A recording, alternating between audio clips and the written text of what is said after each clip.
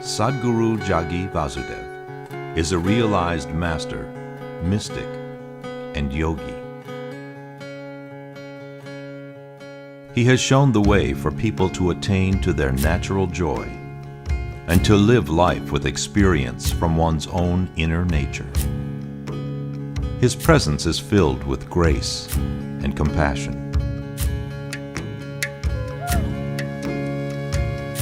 Sadhguru's scientific approach towards spirituality and work towards the upliftment of humanity have received accolades worldwide. The words that come from him in intensity and utmost clarity, from his deep understanding and wisdom, can change the very core of the being. Belonging to no particular tradition, Sadhguru incorporates what is most valid for the modern person from the spiritual sciences. His work, an outpouring of his blissfulness, finds expression in the form of a ceaseless offering to help all beings. Available to all who are willing, Sadhguru's life is an invitation to the divine through individual transformation.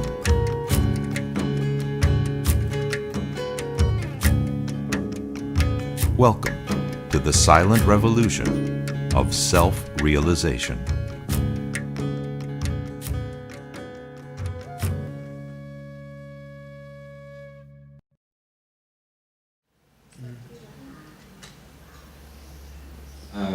My question is again in the world of the mind.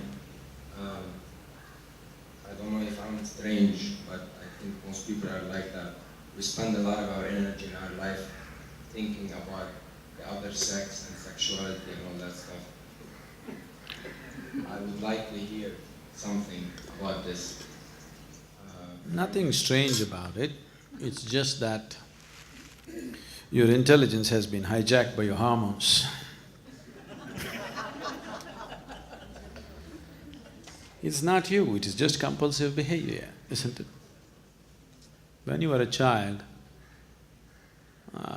it didn't matter what reproductive organs a man or somebody carries, didn't matter to you. The moment the hormone started playing within you, now you can't think of the world beyond that. Your whole intelligence has been completely hijacked by your hormones. And you will see beyond a certain age, when this hormone, the play of hormones goes down, once again it doesn't matter and you look back and say, you can't believe you were the one who were doing all that. Body knows only one thing: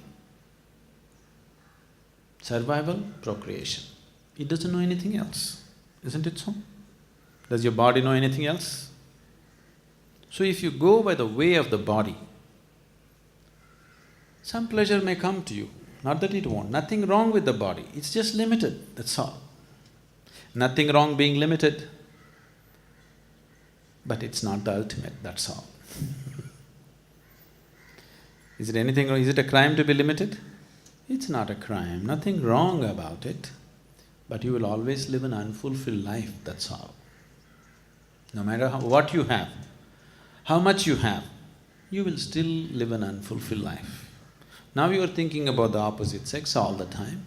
Let's say tomorrow I'll grant you a boon. All the women in the world are after you. You will see, you will still live an unfulfilled life. Yes? You will still live an unfulfilled life. So definitely it's not going to get you beyond the bar. It will make you maybe a pleasant little bit of pleasure, a little bit of pain will happen. Nothing wrong at all with it. I'm not trying to make it dirty, make it something else. No, it is fine, it's perfectly fine. But you will live within the ambit of the body. If you live within the ambit of the body, body knows only survival and procreation, it doesn't know anything else. And body, every moment of your life, no matter where you think you're going, you think you went up the mountain, you came down the mountain, body doesn't know all that. Body is straight walking to the grave, every moment, nowhere else. Isn't it so? You think you're going to many places. You think I've come to India, I'll go back to Lebanon, I went up the mountain, I came down the mountain. No such thing. Every step, body is only walking straight to the grave, nowhere else but the grave. So, right now, because you're young, because of the play of hormones, you've forgotten that. Slowly, as time passes, it becomes more… it will become more and more apparent that it is walking towards the grave. If all that you have known is just the body, and anyway you're going to lose the whole of it, fear becomes just the way to live. Recently, I don't know, probably you didn't see the news or anything. 4-5 days ago, George Best died. You know George Best? You heard of him? He was one of the greatest footballers. He died. He died before the Holiness program? Oh, okay, I'm sorry. He died just before the Holiness program. I was just seeing a little bit of clippings on him. This guy, his name is Best. He was a great footballer, very natural footballer, okay? And he went out, all out to live his life. The way they described him was, every film star, every popular film star or model or something else they said, somebody else, huh? Not celebrity. He had them on his arm at some time or the other. Sometimes he had all the three on his arm. But by the time he passed his 35, he was such a broken, miserable man. He's such a broken, miserable, frustrated man. At the age of 56 or 57, he died. Death is not the issue, but the way you live is the issue, isn't it? He lived a terrible life. He had everything at him because the way of the body. If you try to make the limited the unlimited, you will suffer. There is no other way. The body's ways are very limited. If you try to make it the everything, you will suffer like anything. So you don't make it all, you bring in a little bit of emotion, little bit of mind, little bit of society and try to manage it somehow. But it doesn't matter what you do. If you are sincere with your life, you will see you're still living an unfulfilled life, isn't it? So nothing wrong with the body, nothing wrong with the ways of the body. It is just very limited. It can only play that much role in your life. If you try to stretch it to all your life, you will suffer because you are trying to create falsehood. The truth of life is, body has to play only that much role in your life. Now you are trying to stretch it all over, you will definitely bring suffering to yourself. Suffering will come in a million different ways. People who think they are just perfect, nothing will ever happen to him, such people you will see after some time what will happen to them. Life has its ways to bend you and break you and knead you and grind you in a million different ways. In most unexpected ways it'll do it to you. Yes? Have you seen it happening to people around you? So, nothing wrong with your hormones, but it's compulsive. Once you live a compulsive life, you're living the life of a slave, isn't it? Yes? Do you want to be a slave? Something within you never wants to be a slave, isn't it so? There is something within you which cannot be a slave. Whether you are a slave to something or somebody or whatever, but once you are a slave, unknowingly, slowly you'll become a long face. When you were a child, you were like this, because there was not so much slavery. Slowly, as different kind of compulsions take over, without knowing why, everything is going on fine with your life. Your business is going fine, your family is good, you have good relationships, you're making money, everything. But slowly, face is becoming longer and longer. You're doing desperate acts to be happy. As people get richer and older, you will see they start doing more and more desperate things to be happy, isn't it so? Yes? Huh?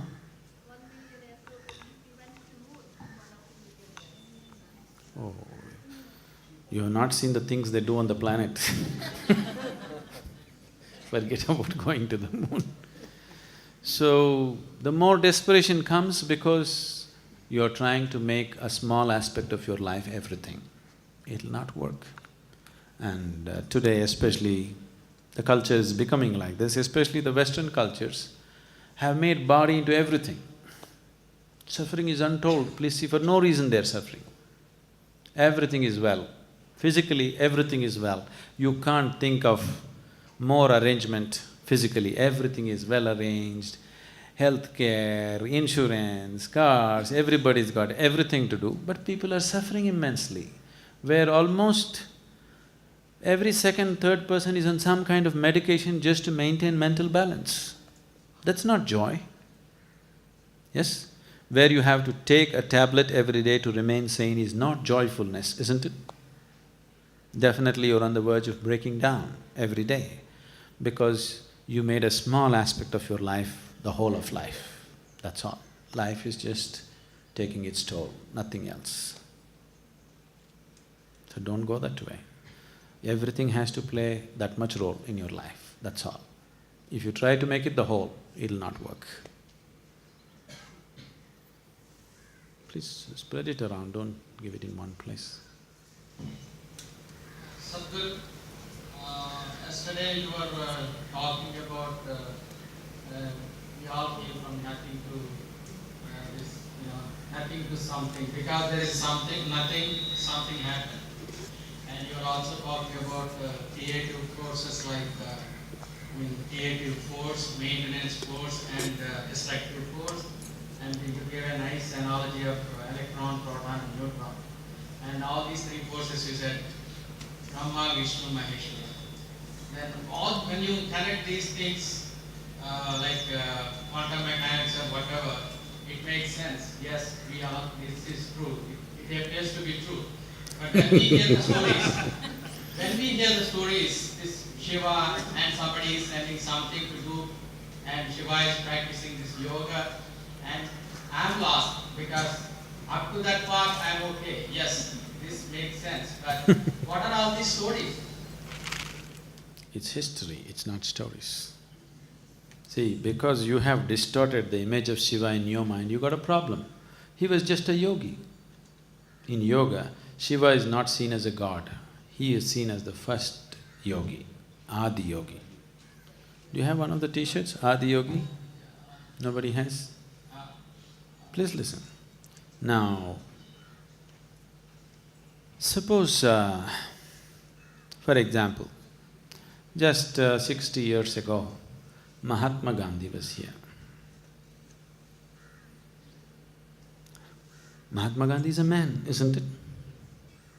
But never before in the world, another country or another man has managed this, that they were managed to send the conquerors out of their country without killing them or threatening them or blowing them to bits or whatever.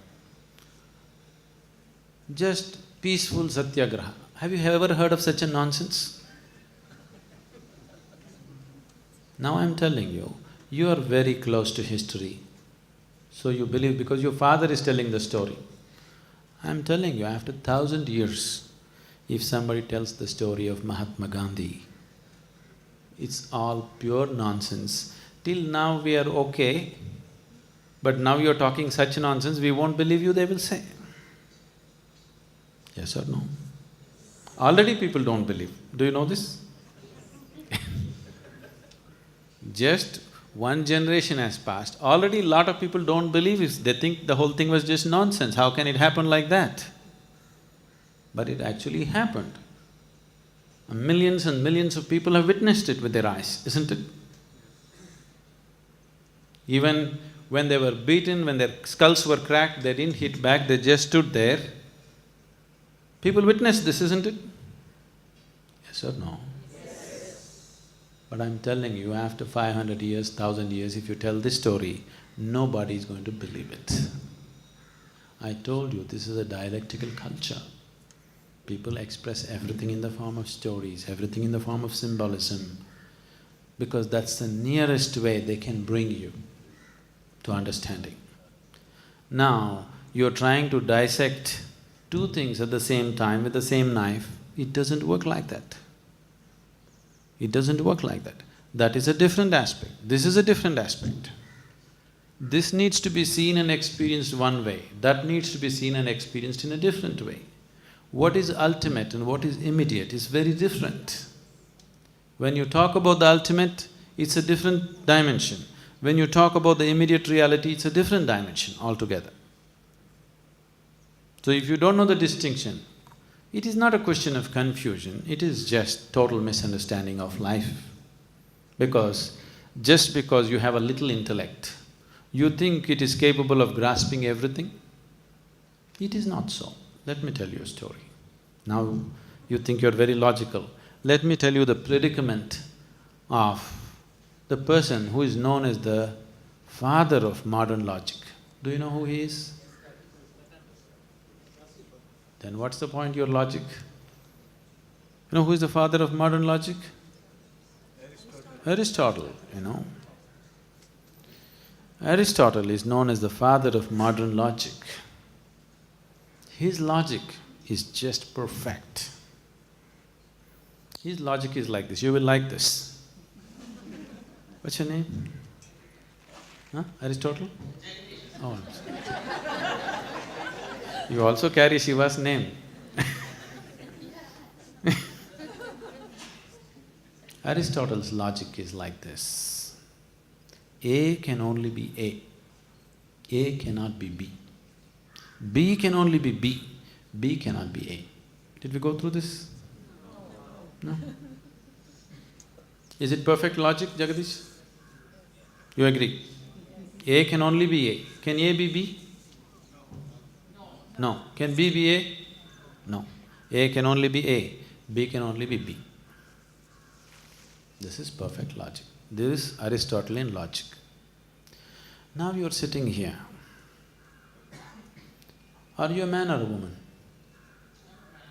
If you go by the logic, you can only be this or that, isn't it? But what is the reality of life? Both the dimensions are there within you. Just a question of percentages, isn't it? That's how life is operating. That's not how logic is operating. Anyway, let's look at Aristotle's life. Extremely logical man, intellectually brilliant, no question about that. But tried to stretch logic to all aspects of life. And in many ways he was a cripple. One thing is, Aristotle's body never developed to its normal size. He was abnormally thin.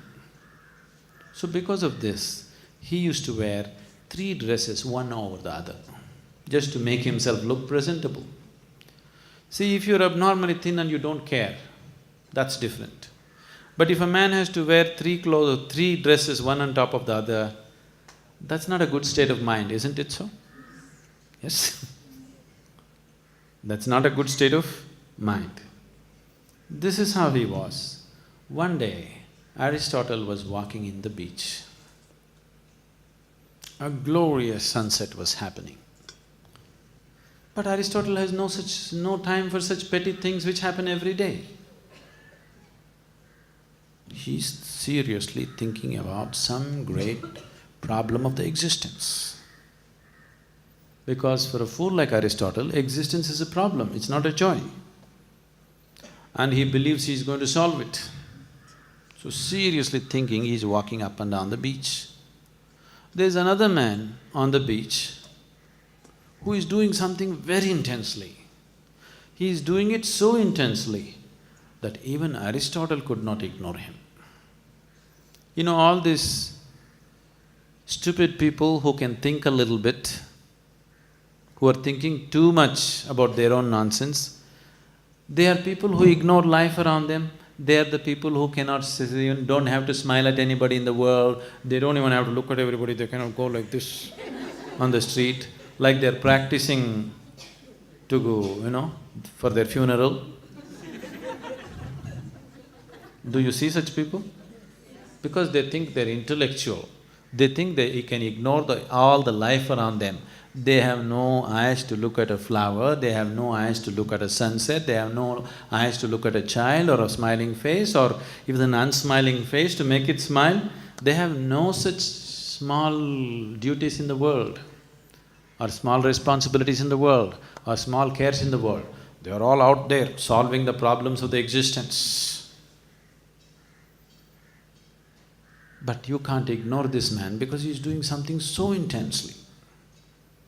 Then Aristotle noticed what he's doing. This man is going to the sea, ocean, coming back, going to the ocean, coming back, going to the ocean, coming back in great intensity. So Aristotle stopped and asked, "Hey, what are you doing?" That man said, "Don't disturb me, I'm doing something very important." And went on and on. Then Aristotle became even more curious and asked, "What are you doing?" That man said, "Don't disturb me, something very important." He said, "What is this important thing?" Then he said, he had a little hole in the beach and he said, "I'm emptying the ocean into this hole." And he has a tablespoon in his hands. Aristotle looked at this and laughed. A man like Aristotle cannot laugh on a daily basis, you know. They cannot laugh, isn't it? You meet them every day or no? Or you are them? How many of you spend a day, one whole 24 hours without even a little bit of laughter? Okay, don't raise your hands. Aristotle is the kind who can spend a year without a single moment of laughter because he is intellect, you know. It takes a heart to laugh. Intellect cannot laugh, it can only dissect everything. Aristotle laughed and said, "This is ridiculous, you must be insane. Do you know how vast this ocean is? How can you ever empty this ocean into this little hole? And that too with a tablespoon? At least if you have a bucket, some chance. Please give this up. This is madness, I'm telling you." That man looked at Aristotle, threw the spoon down and said, "My job is already finished." Said, what do you mean it's finished? Even the hole is not full. Forget about ocean being empty, even the hole is not full. How can you say your job is finished? That man was Heraclitus. Heraclitus stood up and said, "I am trying to empty this ocean into this hole with a tablespoon. You are telling me it's ridiculous, it's madness to give it up. What are you trying to do? Do you know how vast this existence is? It can contain 1 billion oceans like this and more. And you are trying to empty it into the small hole of your head with what? With tablespoons called thoughts.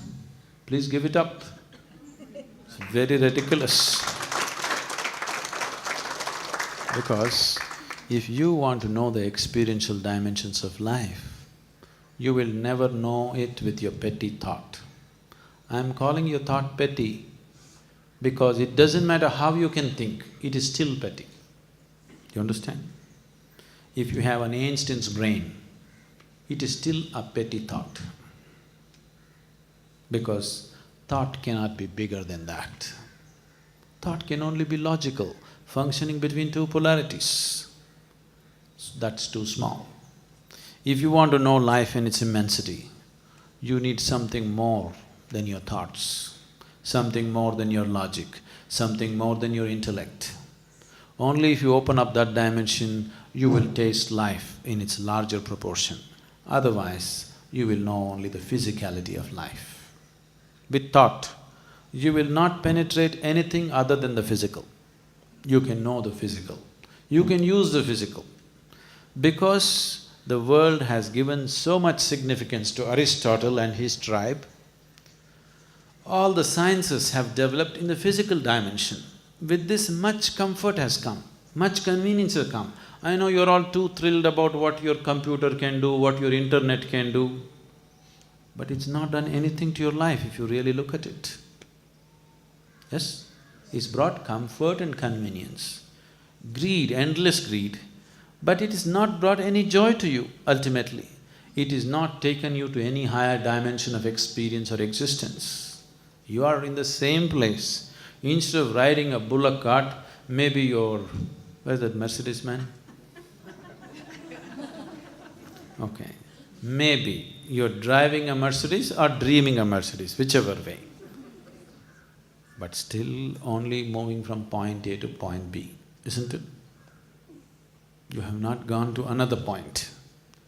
Whether you fly a jet plane or a bullock cart or this or that, only point A to point B, only lateral movement, isn't it? Even if you take a spacecraft, still point A to point B, no new dimension has occurred to you, in spite of all this exploration, because the instruments of exploration that you are using are too limited, that's all. I appreciate the enthusiasm, but the instruments of exploration are just logical and intellectual, so there is no way you will touch any other dimension of life. It's not possible. It's like you're trying to go to the moon with a bullock cart. It doesn't matter how hard you beat the bulls, it's not going to get there. It's not going to get there. If you beat the bulls really hard, maybe we can climb the mountain on a bullock cart, but you can't go to the moon. Do you still believe you can? Try hard. Some more frustration has to happen before you open up the other possibility. Either you learn out of your intelligence, or life will maul you and teach you a lesson slowly. Choice is yours.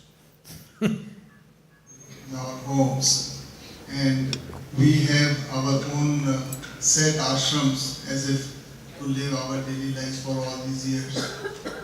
We have come here for a wholesomeness. And when we go back, apart from carrying what you have taught us, we will also be entering into another ashram. What kind of modifications, especially regarding the rituals of our prayers and all these things we have been following for years, should be looked upon and modified if necessary, in what manner? Or we can concise into a certain smaller mantras or whatever it is other than this, or that is not necessary at all.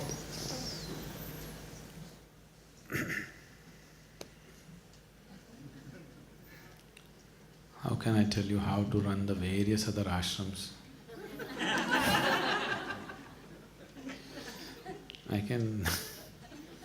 I know how to run this one.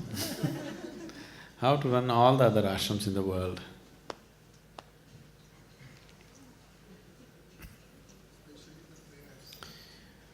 So, about the rituals that you're doing,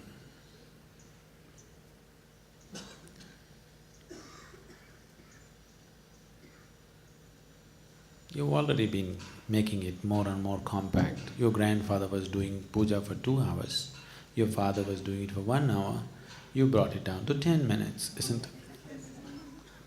Now, this is a genuine issue for a lot of people, in different scale maybe. You've been doing something and should I stop that?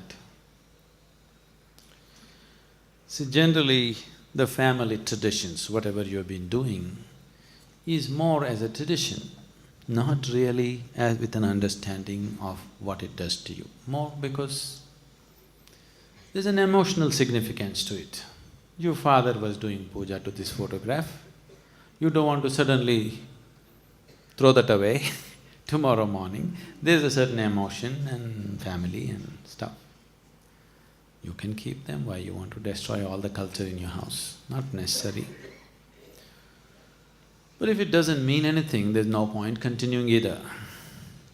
But if it emotionally means something, you can leave it there, there's no hassle about it.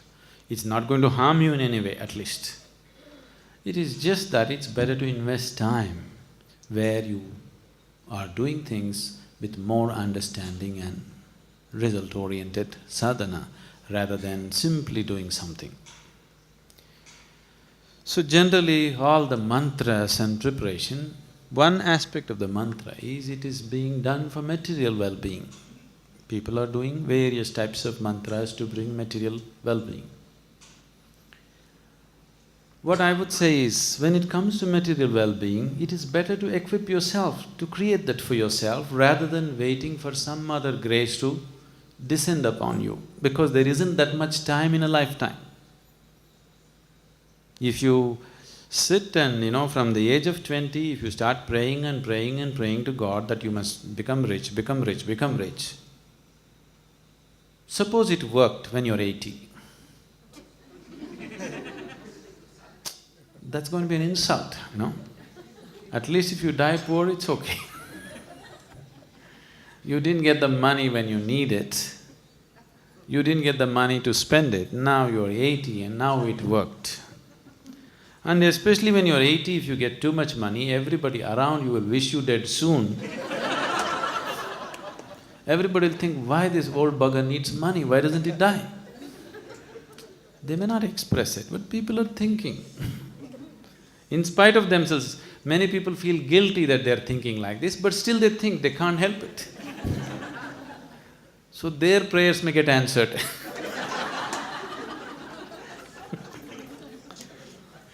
Yes. After all, their prayer also has power, isn't it? So… Entirely up to them what they do, but what we have to do, I'm only asking. We'll come to that. So now, when it comes to material well-being, it's always best that you equip yourself to earn what you want, and it's no big deal, it can be done. If only if you equip yourself, if you don't clutter yourself with too much nonsense and greed in you, if you simply equip yourself, everybody can reasonably earn what they want, of course considering the social situations of that particular society. What is rich in one society and what is poor in another society is very different, isn't it? Yes? See, now the village that we went to, if a man earns 100 rupees a day, he feels quite rich. That's $2 per day. Do you understand? Not $2 per hour. You're earning what, $50 per hour? Even if you're just a laborer somewhere else? $2 per day, he feels quite great. If he earns $4, he's super rich. So what is poverty, what is wealth is very social, isn't it? Today, because of the communication levels, everybody is trying to become a billionaire, and which is anyway not sustainable, it can be a huge collapse for the whole world somewhere. That's different. Otherwise, always what is affluence and what is poverty is very, specific society, isn't it? Among those people. See, right now, one of the laborers bought a new bicycle today. His joy is untold, You won't have that joy even if you get the Mercedes, because there's somebody else driving a Maserati. So, what is… in terms of physical positions, what is rich and poor is a very relative thing, it's a social thing, it's not a… So within the norms of that society, earning what you want is not difficult if you just don't get too cluttered up in your head. Everybody can do it. It doesn't take any great intelligence to make money. Just need some perseverance and some doggedness to pursue something and make some money out of it. Because people are too screwed up in their heads, every little thing is so difficult for them. Otherwise, in that society, making some reasonable levels of well-being, material well-being is not difficult to anybody with normal sense of intelligence. You don't have to be extraordinarily brilliant for that. In fact, brilliant people don't make much money because they're smart.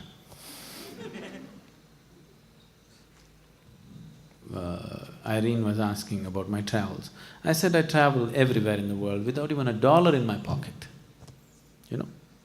I don't have a single dollar in my pocket. I go to any part of the world without any problem.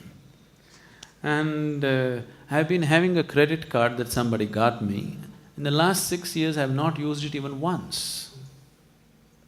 It never occurred to me that I must get into credit, nor the requirement came. Always something will happen around me, So, isn't it very smart to live without money? you're envied by a lot of people.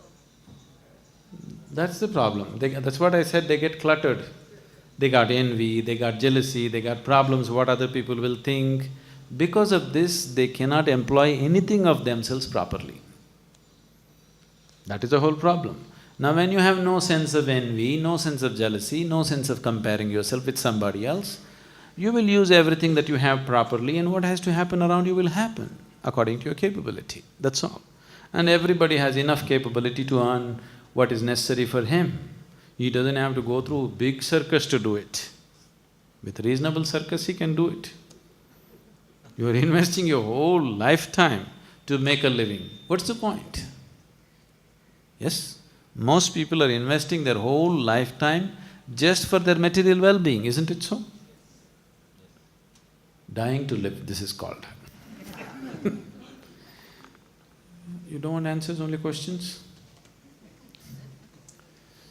So, if it comes to material well-being, please just use your brains and your body, it'll happen.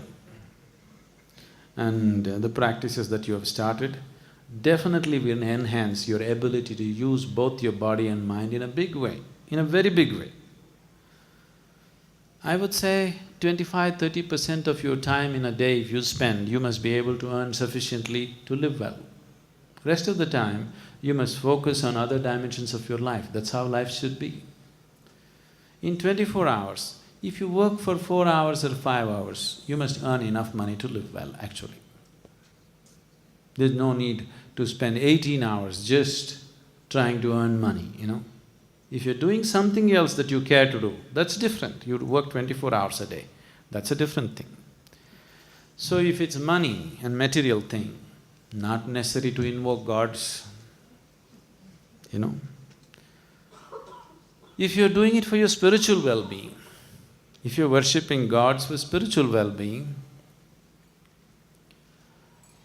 then you must understand it is only a preparatory step. It can never be the whole thing. Whatever gods you pray to for your spiritual well-being, it is only a preparatory step for you unless you're willing to walk the path of devotion 100%. Devotion is the quickest way to get there.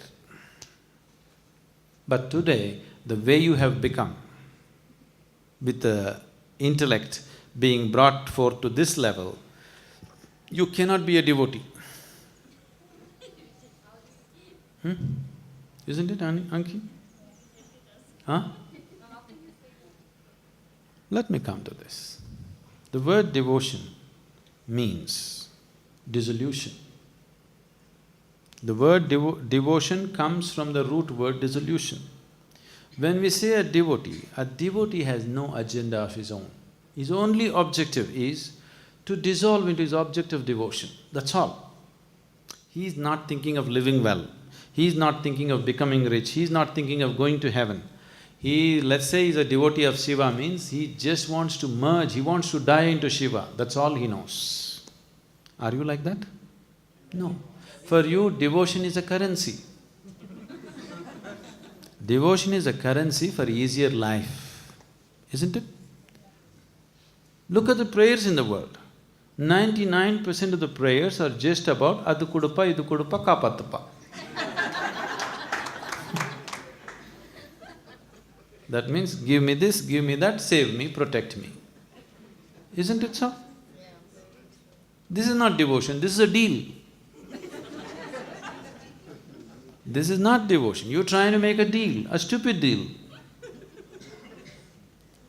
So, if you really want to become a devotee and you want to attain to the ultimate through devotion, then you have no agenda for yourself.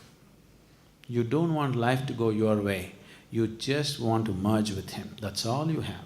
If you are like that, devotion is the quickest way to realization. It's very quick. But today with all your education and this questioning mind, devotion is out of question, please look at it. Are you capable of becoming truly devoted to somebody? Are you? No, so don't talk about it. I don't say there is no element of devotion at all in you, there is. It can serve some purposes, but it can't be your way to the ultimate. You understand what I'm saying? You can take small rides on it. Today you sit in the temple for 10 minutes and feel, Shiva, save me. And you get confidence to go through the next 24 hours. To that extent it works. But it cannot be your ultimate journey because your intellect is not willing to bend down to anybody totally. Unless you come to a certain level of experience where you naturally progress into your devotee. Here it happens, people come to the ashram as investigators, slowly they become students, then they become disciples, then they become devotees. That is a natural progression of life. As their experience becomes deeper and deeper, they have no option. They're too overwhelmed with what's happening here, then they can't help bowing down completely. Just bowing down, touching somebody's feet is not devotion. You're bending down because there's going to be a benefit.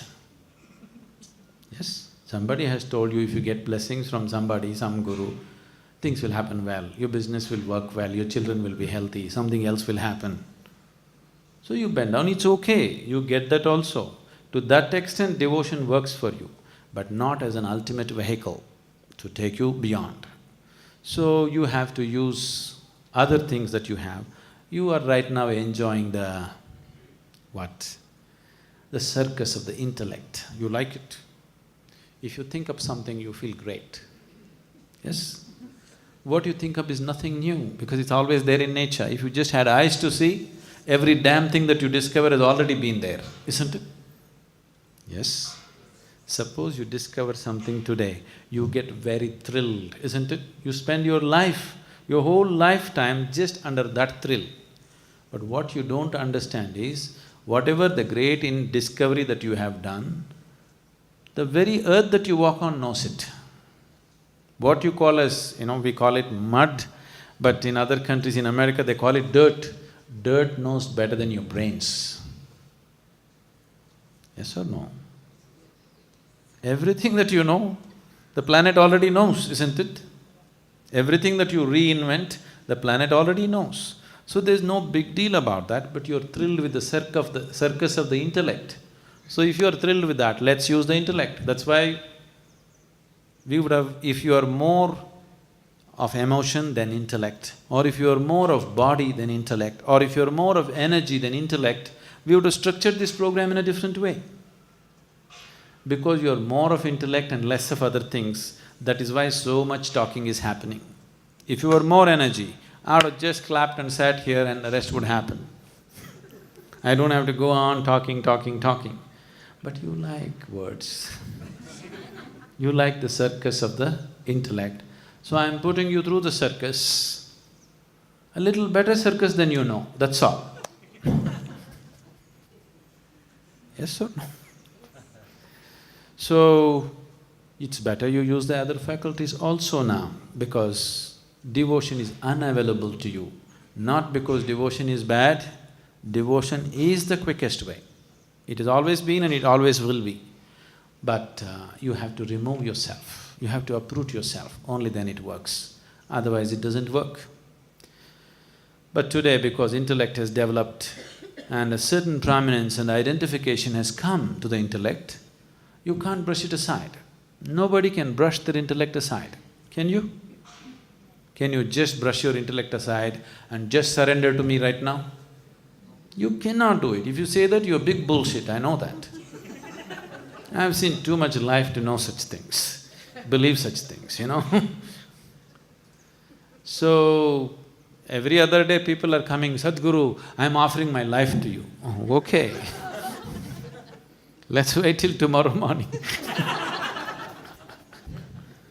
Every day somebody is offering their life to me, millions of people, but it's only a few who really manage that.